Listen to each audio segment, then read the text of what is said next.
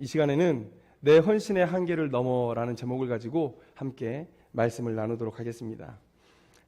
하나님께서 다스리시는, 하나님께서 통치하시는 그 하나님의 나라는 하나님의 부르심과 그리고 그에 반응하는 우리의 헌신을 통해서 이루어져 가고 있습니다. 진행되어 가고 있습니다.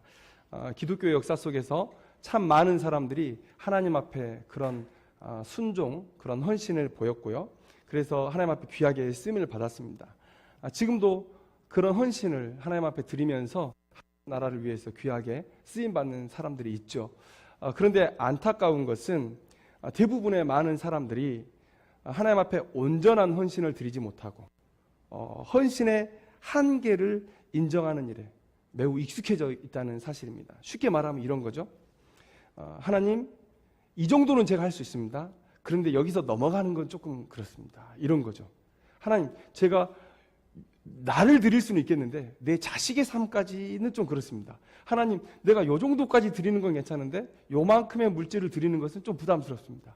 하나님, 제가 이 정도 시간을 하나님을 위해서 좀 떼어놨는데 거기서 더 요구하시는 것은 조금 무리가 있습니다. 라는 것이죠. 그래서 우리는 이미 헌신의 한계들을 다 정해놨어요. 내 헌신의 바운더리는 여기까지. 그래서 여기서 넘어가는 것을 하나님 요구하시거나 그렇게 감동을 주시면 우리는 반항하죠. 거역하죠. 그래서 항상 물질을 요구하시는, 또 시간을 요구하시고 육체적인 수고를 요구하시는 그 하나님의 요구에 온전한 것으로 반응하기보다는 적당한 것으로 반응을 해왔어요. 그래서 하나님의 만족보다는 나의 만족, 나의 마음의 평안을 위해서 우리가 그렇게 살아왔다는 것이죠. 그게 바로 우리가 말하고자 하는 그런 헌신의 한계예요. 그런데 이렇게 우리가 헌신의 한계를 만들면 우리가 마음의 평안을 갖습니다. 당연히 하나님이 주신 게 아니니까 거짓된 평안이겠죠.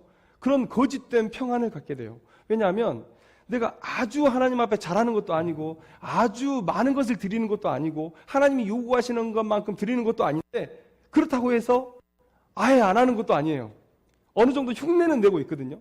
그러니까 이 정도면 됐어, 이 정도면 됐어 라고 얘기해요.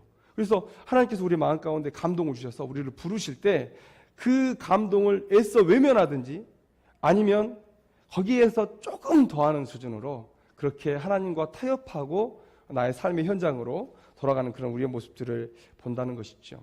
아까 서두에 말씀드렸지만 하나님께 온전한 헌신으로 이렇게 하나님의 나라를 위해 쓰임받는 사람이 있는 반면에 그러나 또 한편으로는 대부분의 많은 사람들이 이렇게 헌신의 한계들을 정해놓고 안주하는 신앙에 머무르는 경우가 많아요. 그래서 우리가 이렇게 신앙생활 하다 보면 내가 적당히 내 헌신 한계를 정해놓고 그렇게 신앙생활을 해도 주변에서 누가 뭐라 하지 않습니다. 왜냐하면 모든 사람이 다 그렇게 하고 있기 때문에 그래요.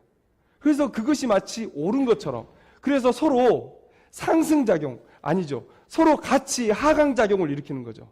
너도 안 되고 나도 안 되니까 서로 얘기하지 않고 서로 적당하게 낮아지는 거예요. 그래서 우리 안에, 교회 안에, 또 우리 믿음의 동역자들 사이에서 온전한 헌신보다는 그런 적당한 헌신이 자리 잡고 있는 경우가 많다는 것입니다. 그래서 이런 것들이 우리에게 습관이 돼요. 왜? 좋으니까 반복하게 되고, 그래서 이제 헌신의 한계, 뭔가를 요구하면 하나님께서 뭔가 말씀 가운데 은혜 주셨는데, 그래요 하나님 은혜 주셨으니까 여기까지 한번 해볼게요 라고 하면서 항상 나의 믿음에 도전하기보다는 항상 그 바운더리 안에서 결정하는 것이 우리의 습관이 되어진다는 것이죠. 그래서 이렇게 만들어진 습관들은 나의 수고도 덜어주고 희생도 덜어주고 또 양심의 가책도 덜어주고, 그래서 우리의 믿음의 여정이 꽤 걸을만한 여정이 돼요. 믿음 생활 힘들죠라고 물어보면 힘들죠라고 얘기는 하지만 그러나 별로 힘든 게 없는, 꽤 걸을만한. 왜요? 하나님의 요구에 내가 적당히 타협하고 내가 손해보는 그 자리까지는 나아가지 않으니까 별로 힘들 게 없어요. 그런데 이렇게 살아가는 인생에게 아브라함의 이 이야기는 꽤 큰 도전이 됩니다. 꽤 불편한 것이 돼요. 예를 들면 이런 거죠. 우리 학교 다닐 때 이제 숙제를 선생님이 내주셨어요. 그러면 1반부터 8반, 1반부터 10반까지 다 똑같이 숙제를 내주실 거 아닙니까? 그런데 어느 날 선생님이 숙제 검사를 해요. 숙제 다 펴봐. 숙제를 다 폈는데 첫 번째 친구가 자기는 선생님 50페이지까지 내준 것 같은데 35페이지까지 숙제를 해온 거예요. 그래서 얘를 한 두어 대 때렸어요. 그 다음 아이 봤는데 한 34, 5페이지까지 한 거예요. 그 다음도 봤는데 계속해서 34, 5페이지까지 한 거예요.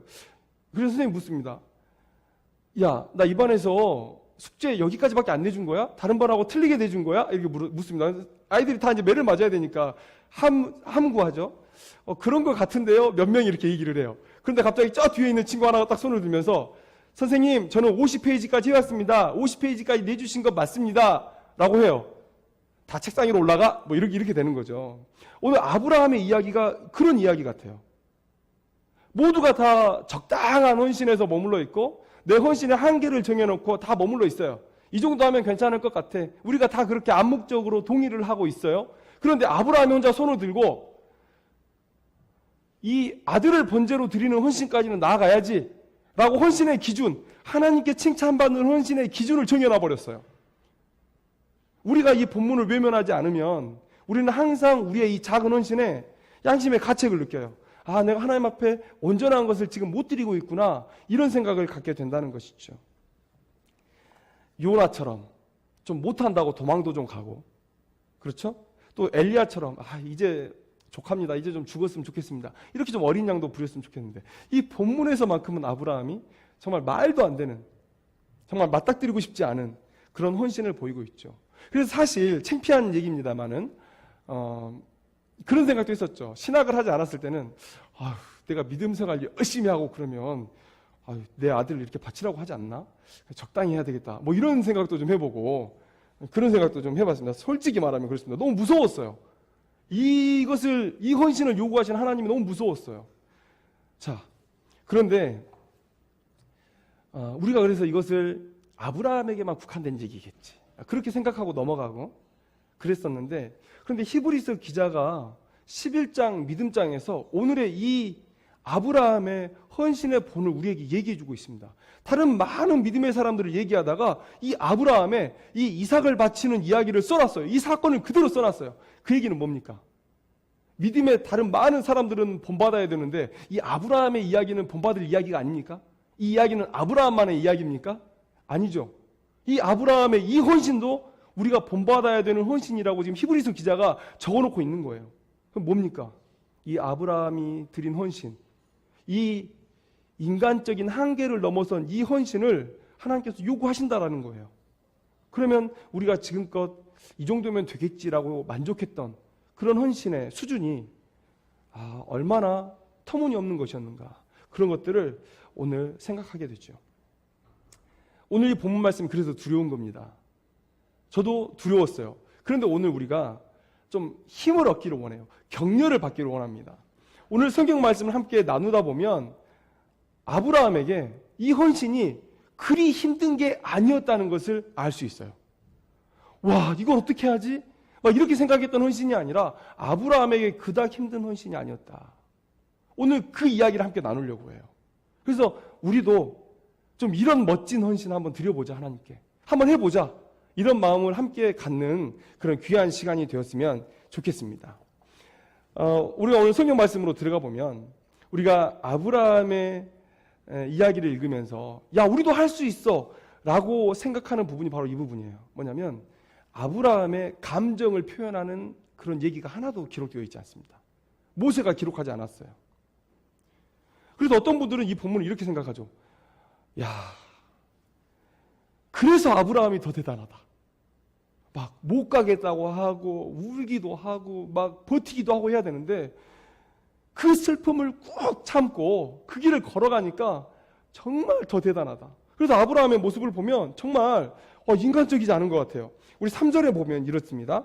아침에 일찍이, 자식 번제로 드리러 가는데 아침에 일찍이 왜 일어납니까? 늦게 버티다가 그냥 점심 때 해 뜰 때나 이렇게 갈 수도 있는데 아침에 일찍이 일어났어요. 그 다음에 7절에서 보면 이렇습니다. 이삭이 물어요. 이 100세에 낳은 자식, 눈에 넣어도 아프지 않을 이 아이가 맑고 큰 눈을 깜빡이면서 아빠한테 물어봅니다. 아버지, 불과 나무는 있거니와 번제할 어린 양은 어디 있습니까? 그런데 아브라함이 속으로 눈물을 삼키며 이런 묘사가 없어요. 그냥 얘기해요. 하나님께서 준비하시겠지. 저는 이 본문 읽으면서도 이 아브라함의 이 냉정함에 깜짝깜짝 놀랐죠.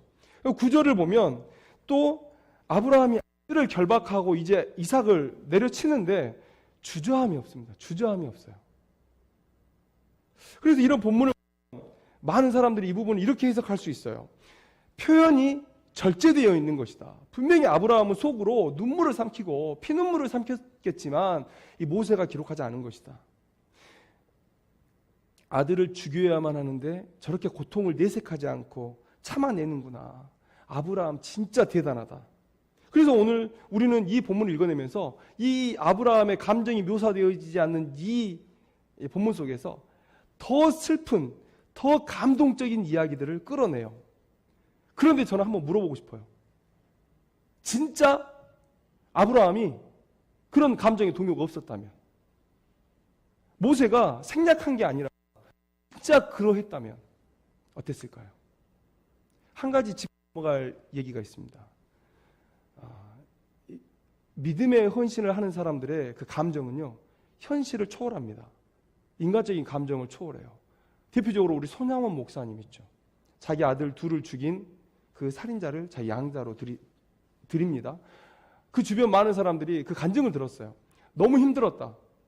내 오빠를 죽인 사람을 내 오빠로 다시 받아들여야 되는 그 현실이 정말 힘들었다는 거예요. 그리고 손양원 목사님의 사모님도 그 때문에 너무 고통받았대요. 그런데 손양원 목사님의 그 행위는 말 그대로 원수를 사랑하라는 그 예수님의 말씀을 온전히 순종한 것이죠. 손양원 목사님의 그 믿음이 인간적인 감정, 현실에도 느껴지는 우리의 감정을 초월한 겁니다. 오늘 아브라함의 이야기가 바로 그런 거예요. 아브라함이 냉정하고 말을 하는 게 아니에요. 피도 눈물도 없는 아브라함, 이 얘기를 하는 게 아니라 아브라함의 믿음이 그 현실적인 감정을 초월하게 만들었다는 거예요. 히브리서 기자의 증언을 보면 히브리서 기자도 이런 생각을 지지하는 것 같아요. 히브리서 11장 18절 19절 말씀을 보면 그에게 이미 말씀하시기를, 아브라함에게 이미 말씀하셨어요. 내 자손이라 칭할 자는 이삭으로 말미암으리라 하셨으니 그가 하나님이 능히 이삭을 죽은 자 가운데서 다시 살리실 줄로 생각한지라. 아니, 데려가서 다시 데려올 거예요. 5절 말씀에 우리가 너희에게로 돌아오리라. 여기서 우리가 보통 이 본문을 이렇게 해석했어요. 우리가, 종들이 알면 막을 테니까 이렇게 속이는 거다. 아니에요. 속이는 게 아니라 진짜이면 어떻게 하시겠습니까? 아브라함은 모리아 땅에 있는 그 산에 올라갈 때 이삭과 함께 내려올 것을 믿었다고 지금 히브리서 기자가 얘기해주고 있는 거예요. 아브라함에게 하나님은 어떤 하나님이십니까? 온 세상을 창조하시고 자기를 이 땅으로 인도하여서 축복받은 한 민족의 조상이 되게 하셨고 삶의 모든 과정에 간섭하셔서 지금 아브라함의 그런 놀라운 풍요를 또 큰 이름을 허락하신 그런 하나님이세요. 그런 하나님께서 이삭을 통해서 너의 후손이 이어질 것이고 번창할 것이고 큰 민족을 이룰 것이라고 약속을 주셨어요. 나에게 행하신 그런 하나님의 모습을 비루어 보고 또 하나님의 약속을 미루어 보건대 이것은 오히려 더 복된 자리인 거예요. 아브라함이 올라갔던 그 모리아 땅에 있는 한 산은 이삭과 이별하는 자리가 아니에요. 사별하는 자리가 아니었던 거예요. 하나님을 만나는 감격적인 자리였고요. 그리고 더 나아가서 자신의 자식 이삭 또한 하나님께 드려서 자신이 누렸던 그 큰 복을 누리게 하는 그런 복으로 인도해가는 그런 자리였던 거예요. 하나님 앞에 하나님 이 이삭을 올려드립니다. 이 이삭도 저처럼 믿음 안에서 인도해 주세요 라고 하는 그런 자리였어요. 왜 피눈물을 흘리면서 고통 가운데 그 길을 걸어갔다고 생각하세요? 오늘 이 아브라함의 헌신은 피눈물을 삼키면서 속으로 눈물을 흘리면서 겉으로 드러내지 않은 그런 여정이 아니었고요. 정말 기쁨의 그런 시간이었다라는 거예요. 우리가 이 믿음에 도달하면 하나님이 주신 이 약속을 붙들고 그 약속을 성취하시는 그 믿음에 도달하게 되면 그러면 우리도 할 수 있습니다. 내 자식을 바치라. 물론 똑같은 이 일은 반복되지 않아요. 구원의 역사 속에서. 그러나 이런 헌신을 하라고 하나님께서 우리에게 요구하시더라도 우리는 할 수 있다는 거예요. 그런데 우리는 왜 하나님 앞에 이런 헌신으로 나아가지 못합니까? 아브라함의 헌신에 두 가지 조건이 있어요. 첫째는 약속입니다. 그리고 두 번째는 그 약속을 믿는 믿음이에요. 그런데 우리에게 약속이 있죠. 자, 아브라함에게 약속에 대한 어떤 문서도 존재하지 않았어요. 아브라함은 그저 하나님께서 들려주시는 말씀 듣고 그냥 갔어요. 그런데 우리에게는 지금 무엇이 있습니까? 이 하나님의 약속을 담은 이 언약의 책이 우리에게 있어요. 아브라함보다 더 풍요롭고 더 자세하고 더 구체적인 그런 하나님의 약속의 말씀이 있어요. 그러면 우리는 하나님을 향한 더 큰 헌신으로 나아가야 됩니다. 아브라함이 하나님에 대해서 알지 못하고 우르를 떠났어요. 그냥 하나님께서 주신 그 약속 믿고 떠났어요. 그런데 우리는 이미 신앙할 때부터 이 성경을 가지고 신앙을 합니다. 와, 하나님 대단하시네. 그런데 이 하나님 나에게 이런 약속을 하셨다고? 약속은 있어요. 그런데 아브라함과 우리와 다른 점이 뭡니까?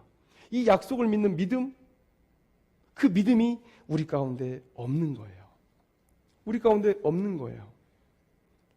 자, 그러면 우리는 어떻게 이 믿음을 가지고 헌신 가운데 나아갈 수가 있는가? 이 믿음을 주신 분이 하나님이시죠. 선한 것이 하나도 나을 수 없는 우리의 인생에 믿음을 주시고 또 그 믿음을 성장시키는 분이 하나님이세요. 그래서 야고보, 예수님의 형제 야고보는 우리에게 이렇게 말씀하시죠. 하나님이 세상에서 가난한 자를 택하사 믿음에 부유하게 하시고 아무 내세울 것 없는 그런 인생을 취해다가 하나님께서 믿음에 부유하게 하시고 크게 사용하신다.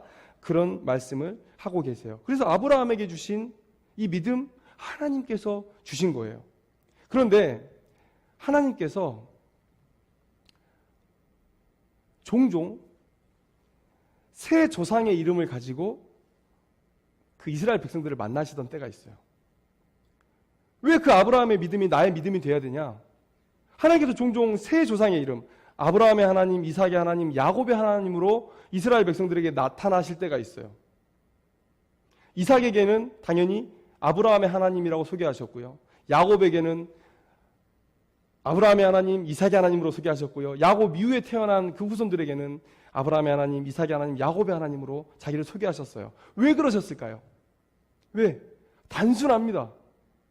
아브라함과 이삭과 야곱에게 행한 그 일을 너희들에게 똑같이 행할 나라는 거예요. 이삭에게 너 아브라함과 동행한 나를 믿니? 그 하나님인 내가 너와 함께 할 거야를 말씀하시는 거예요. 아브라함과 이삭과 야곱의 하나님을 얘기하실 때는 그 이스라엘 백성들에게 너희들이 아브라함과 이삭과 야곱과 동행한, 그래서 그들의 삶을 인도하고 그들을 결국은 풍요롭고 큰 이름을 내게 만든 그런 민족의 조상이 되게 한 그 하나님을 믿니? 그 능력의 하나님인 내가 너와 함께 하는 거야 라고 말씀하시는 거예요. 그래서 오늘 이 시대를 살아가는 우리들에게도 동일하게 이 아브라함의 하나님이 곧 나의 하나님인 거예요. 그래서 왜 우리는 아브라함 같은 헌신을 하지 못하는가? 아브라함 같은 믿음이 없기 때문에 그래요. 아브라함 같은 믿음이 없기 때문에. 약속은 있는데 아브라함 같은 믿음이 없어요. 그러면 그 아브라함이 믿은 하나님은 어떤 하나님이냐? 왜 아브라함은 자식을 번제로 드리라는, 세상에 자식을 잡아서 불러 태워 드리라는 거 아닙니까? 듣기만 해도 섬뜩한 이 헌신에 어떻게 조금 과장하면 룰루랄라 하면서 그 모리아 땅에 있는 한 산으로 올라갈 수 있었을까? 오늘 그 믿음을 한번 살펴보고 하나님께서 말씀하시는 아브라함의 하나님, 이삭의 하나님, 야곱의 하나님이 곧 너의 하나님이다, 곧 나의 하나님이다 라고 말씀하시는 그 음성을 듣기를 소망합니다. 우리가 그 음성을 들을 때 우리가 이 아브라함의 헌신을 우리가 할 수가 있는 거예요. 자, 하나님은 어떤 하나님으로 아브라함에게 나타나셨고 어떤 믿음을 허락하셨는가? 첫 번째는요, 삶의 모든 여정에서 약속을 지키시는 그런 언약에 신실하신 하나님이심을 보여주셨다라는 거예요. 우리가 아브라함에게 하나님께서 처음 부르실 때 하신 약속을 우리가 살펴보면 이런 거예요. 아브라함의 이름을 창대하게 한다든지 또 큰 민족을 이룬다든지 또 이 땅을 내 자손들에게 주리라 하시는 거예요.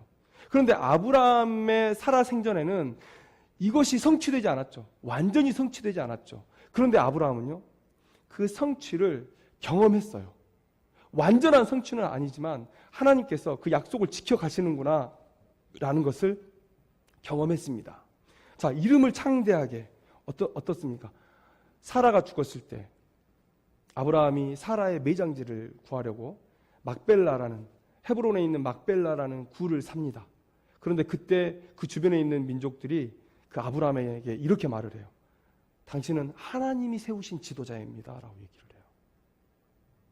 그 이방 땅에 그 작은 한 가족이 들어왔는데 그 아브라함이 이렇게 거부가 되어서 온 세상 사람들에게 하나님이 세우신 지도자입니다라는 인정을 받아요. 아브라함이 그렇게 인도하신 하나님, 나의 이름을 이렇게 드높이신 하나님을 보면서 하나님이 그 12장에 나를 부르셨던 그때의 그 약속을 성취해 가고 계시는구나. 그 성취의 여명을 이 아브라함이 보게 되는 거예요. 자, 그 다음에 큰 민족을 이루겠다. 그 약속은 어떻게 이루어집니까? 여러분, 이삭을 주셨죠. 물론 그 이전에 이스마엘도 주시고 그 첩으로 그두라를 거둬서 또 아들을 또 주세요. 그래서 아브라함의 자손이 조금 있지만, 그런데 우리가 이삭을 100세에 주셨다는 그 숫자에 우리가 좀 집중을 했으면 좋겠어요. 왜 하나님께서 꼭 100세여야 했을까? 100세. 저는 이렇게 생각해요. 하나님께서 아브라함이 이삭을 받을 때 결코 우연한 사건이기를 바라시지 않았어요. 정확한 100세에 딱 주셨을 때, 야, 아브라함이 그 100세의 아들을 받으면서 하나님께서 계획하심 속에서 나에게 이렇게 믿음의 씨앗을 주시는구나, 이런 생각을 하게 됐을 거라고요. 이 이삭을 받으면서 하나님은 이 이삭을 통해서 자신과의 그 약속을, 큰 민족을 이루시겠다는 약속을 성취하실 거라는 것을 확신하는 거죠. 그 여명을 보게 되는 거죠. 불가능한 일을 100세에 가능하게 하시는 것으로. 그리고 이 땅을 내 자손에게 준다? 그것은 뭡니까? 그 고대 근동 지역의 사람들은요, 땅을 팔질 않아요. 땅을 팔질 않습니다. 그때 신학자들이 연구한 내용들을 보면 이때의 사람들은 땅을 너무 소중히 여겼기 때문에 친족에게 팔지 않는 한은 땅을 팔지 않았다고 얘기를 해요. 그런데 아브라함이 사라의 죽음을 통해서 그 지역의 사람들에게 동정을 얻게 하시고, 그리고 그 땅을 사게 하세요. 그냥 쓰라는데 굳이 사게 해요. 아브라함이 뭘 한 겁니까? 그 땅을 사면서 하나님께서 약속을 성취하시는 그런 여명을 경험한 거예요. 팔지 않는 그 땅을 아브라함이 가나안에서 사게 된 것이죠.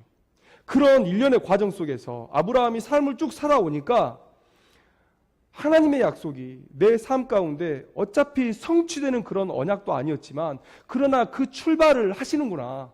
그래서 이 아브라함은 이 언약에 신실하신 하나님에 대한 확고한 믿음이 그 안에 있었다는 거예요. 그리고 아브라함에게 하나님 어떤 하나님이셨는가? 두 번째는 뭡니까? 그 약속을 지키시는 과정 속에서 이 세상 사람들이 알고 섬기는 어떤 신과도 차원이 다른 능력의 하나님이시구나라는 것을 경험한 거예요. 여러분, 하나님께서 아브라함과 사라를 통해서 믿음의 씨를 이제 주시겠다는 그런 약속, 그 약속을 지키시기 위해서요. 자, 아브라함이 애굽에 내려갔을 때도 사라를 내 누이라고 얘기하죠. 한 번 그렇게 했으면 괜찮은데 또 두 번 그래요. 그랄 땅, 블레셋의 그랄 땅에 와서 또 내 누이 사라라 그래요. 그런데 그때마다 하나님은 애굽의 왕에게 나타나시고 또 그랄 왕에게 나타나셔가지고 그 아브라함의 이 곤궁한 처지, 비참한 처지를 역전을 시켜요. 그래서 애굽의 왕과 이 그랄의 왕이 아브라함 앞에서 무릎을 꿇는 그런, 아브라함이 빌어줘야 태가 열리는 그런 일들을 경험하게 돼요. 그래서 아브라함이 그런 경험을 하면서 그런 언약을 지키는 과정 속에서, 야, 하나님은 다른 어떤 민족이 섬기는 신보다도 크신 하나님이시구나 라는 것을 경험할 수밖에 없는 거예요. 애굽이 믿는 신이 없겠습니까? 애굽의 바로는 자기를 스스로 신이라고 얘기하고 다니는 사람이고, 애굽에는 또 태양신 라를 믿는 그런 신앙이 있었어요. 그랄에는 왜 없었겠습니까? 그런데 그 왕을 아브라함 앞에 그냥 끌어다가 무릎을 꿇리는 그런 하나님의 놀라운 역사를 볼 때, 야, 이 하나님, 내가 믿어도 되는 능력의 하나님이시구나 라는 것을 믿지 않을 수가 없었다는 것이죠. 그리고 마지막으로 우르를 떠난 이 아브라함의 이 작은 헌신에 유브라데 땅을 주시겠다고 약속하시는 그런 하나님이세요. 그래서 작은 헌신에도 너무 후히 주시는 그런 사랑과 은혜의 하나님을 우리가 경험했다는 것이죠. 우리가 창세기 15장 18절 한번 읽도록 하겠습니다. 창세기 15장 18절에 보면 이런 말씀이 기록되어 있습니다. 그날에 여호와께서 아브라함과 더불어 언약을 세워 이르시되 내가 이 땅을 애굽 강에서부터 그 큰 강 유브라데까지 내 자손에게 주노니. 자, 여러분, 유브라데 땅은 아브라함이 떠난 땅이에요. 아브라함이 떠난 땅이에요. 우리가 그 아브라함이 떠난 우르가 어디였냐를 놓고 남 메소포타미아냐, 북 메소포타미아냐 이런 이론들이 있습니다. 물론 북 메소포타미아의 이론을 따르면 더 명확해지는 거고요. 남 메소포타미아도 상관없어요. 유브라데 땅, 메소포타미아라는 게 강 사이의 땅이라는 얘기거든요. 티그리스와 유브라데 땅 사이. 그 땅에 어차피 우르, 남쪽에 있는 우르도 포함되니까.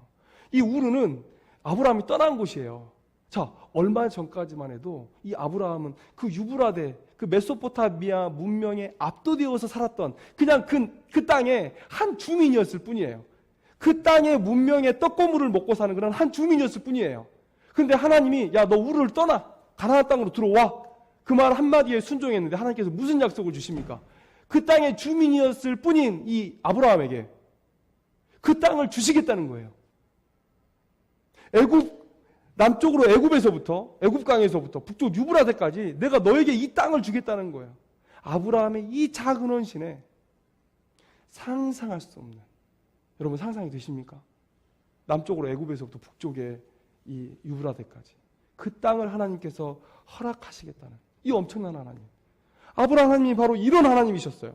약속을 지키시는 신실하신 하나님, 모든 것을 성취하실 능력이 있으신 그 능력의 하나님이시고요. 작은 것을 드렸을 때 큰 것으로 내게 갚아주시는 그런 은혜의 하나님이심을 아브라함이 믿었다는 거예요.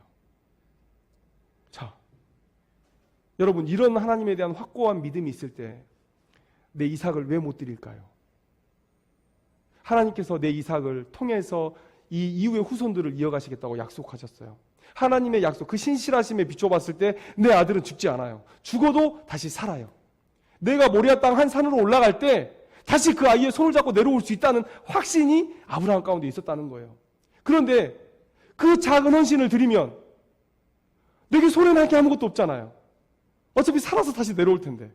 그런데 그 작은 헌신을 하나님께 드렸을 때 하나님께서 나를 인도하신 그 이상으로 내 아들 이삭을 인도하실 것이다. 여러분, 자식을 위해서 모든 좋은 거 다 해주시고 싶죠. 아브라함에게 내 자식을 위해서 할 수 있는 것 중에 이보다 더 귀한 일이 어디 있었을까요? 그래서 제가 아까 그렇게 말씀드린 거예요. 룰루랄라예요. 하나님이 부르셨구나. 이제 내 시대가 저 가고 이제 내 아들 이삭의 시대가 시작되는구나.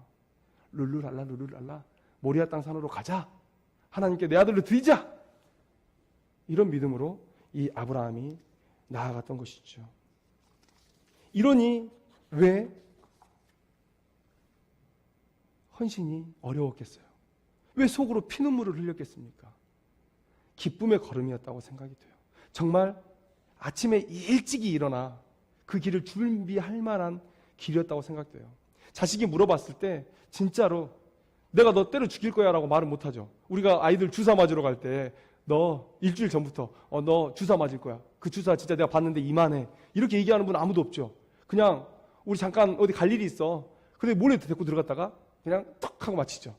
공포의 시간은 짧을수록 좋은 거예요. 괜히 올라갈 때 아브라함아 내가 너 칼로 쳐서 잡을 텐데 너 괜찮아. 하나님 너 살려주신다고 했어. 좀만 참으면 돼. 이거를 뭐 3일 전부터 계속 걸어가면서 얘기하면서 그 고통을 묵상하고 나눌 필요는 없는 거예요.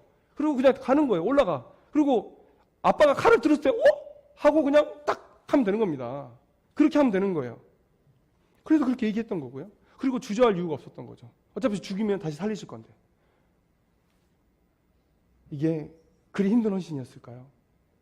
우리가 이런 헌신을 못 드리는 것은, 그리고 우리가 이런 헌신을 이해하지 못하는 것은 아브라함의 수준의 믿음에 도달하지 않았기 때문에 그래요. 물론 어렵죠. 저도 어제 설교를 준비하고 밤에 이제 잠을 자는데 제가 이 설교를 준비하고 제 헌신은 뭐 아브라함의 헌신입니까? 제 헌신은 뭐 한계가 없는 헌신 아니잖아요. 그래서 하나님께 제가 이렇게 물었어요. 하나님, 제가 이 설교 해도 됩니까? 이렇게 물었어요. 근데 뭐 주신 말씀을 하고 저도 똑같이 은혜 받고 그렇게 한계 없는 헌신으로 나아가야 되니까. 우리가 이 아브라함의 헌신을 자꾸만 인간적인 마음으로 감정을 섞어서 읽으려고 하는 것은 우리가 그만큼의 믿음에 도달하지 않았기 때문에 그래요. 우리가 그 믿음에 도달하면 우리 할 수 있어요. 기쁘게 할 수 있어요. 내 자식 왜 못 드립니까? 어떤 목사님 사모님은 그러시더라고요. 내 아들이 목사 된다고 할까 봐 두렵다. 왜 못 드립니까? 왜 못 드려요? 왜 우리는 주일 예배는 헌신하고 수요일 금요 예배는 하나님 제가 먹고 살기가 바빠가지고 우리가 작은 돈은 기쁘게 드리고 액수가 커질수록 얼굴에 근심이 가득하고 왜 이미 많이 살아온 나의 인생을 하나님 앞에 하나님 제가 저를 드릴게요 라고는 말을 해도 왜 내 자식의 삶은 드리는데 주저하는가? 여러분 생각해 보십시오. 하나님 앞에 드린 삶이 진짜 복되다면 이미 많이 살아가지고 얼마 남지 않은 내 삶보다는 앞날이 창창하게 남아서 하나님 앞에 복을 더 많이 누리고 더 축복받을 가능성이 열려있는 내 자식을 하나님 앞에 드리는 게 더 낫지 않을까요? 근데 왜 우리 주저하죠? 이 믿음이 없어요. 하나님께 드렸을 때 내 자녀를 더 풍성하게 축복하실 것이라는 믿음이 우리 안에 없어요. 그러니까 우리가 내 자식 손을 잡고 모리아 땅으로 가지 못하는 겁니다. 그러나 아브라함에게는 이 믿음이 있었고요. 히브리서 기자도 오늘 우리에게 이 믿음을, 이 헌신을 요구하고 있는 것이죠. 오늘 우리도 저는 이런 헌신을 할 수 있다고 생각합니다. 충분히 할 수 있어요. 믿음장에서 우리 다 얘기했잖아요. 그런 믿음 본받으라고 했잖아요. 이 시대에 사람들이 살아가고 있는 모습에 기준을 두지 마시기 바랍니다. 많은 사람들이 이 정도 하니까 나도 이 정도 하지. 11조를 못하겠다고 막 얘기를 해요. 11조 얘기는 강단에서 하는 말이 아닌데. 그런데 잠깐 얘기하면 왜 10의 2조, 10의 5조는 못합니까? 거기에 우리가 묶여 있어요. 왜? 사람들이 만들어 놓은 그 기준, 그 한계 안에 멈춰 있어요. 여기서 한 발이라도 내디디면 안 될 것 같아요. 그런데 여러분, 이 세상 기준에 여러분 기준을 함께 묶어두지 마시기 바랍니다. 그 한계를 넘어서는 그런 믿음이 우리 가운데 필요해요. 아브라함의 하나님, 이삭의 하나님, 야곱의 하나님은 오늘 나의 하나님이세요. 약속에 신실하신, 능력이 많으신, 후히 주시는 그 사랑의 하나님이 곧 나의 하나님이라는 거예요. 오늘 나의 믿음을 점검하기를 바랍니다. 우리에게 약속은 너무나 풍성하고 디테일하게 구체적으로 주어져 있어요. 근데 왜 우리 헌신 못합니까? 하나님이 더 말씀하셔야 됩니까? 아니죠. 이제 우리가 일어서야 될 때죠. 오늘 이 시간 우리를 돌아보시기 바랍니다. 아브라함이 느꼈던 그 하나님, 그 하나님의 그 모습이 나에게도 있는가? 나는 정말 하나님이 신실하다고 믿는가? 얼마나 믿는가? 정말 하나님이 능력이 있으시다고 믿는가? 얼마나 큰 능력이 있다고 믿는가? 또 하나님께서 나에게 내 걸 받으시고 입을 싹 닦으시는 하나님인지 아니면 정말 후히 주시는지, 후히 주신다면 얼마만큼을 주실 것인지를 우리가 한번 묻고 내가 얼마나 그것에 대해서 믿고 있는지를 점검하기를 바랍니다. 오늘 우리 모두가 다 아브라함이 드렸던 이 한계를 넘어선 헌신으로 하나님 앞에 영광 돌리고 정말 감당할 수 없는 하나님께서 허락하시는 그 복을 받아 누리는 그런 귀한 인생이 되기를 소망합니다. 기도하겠습니다.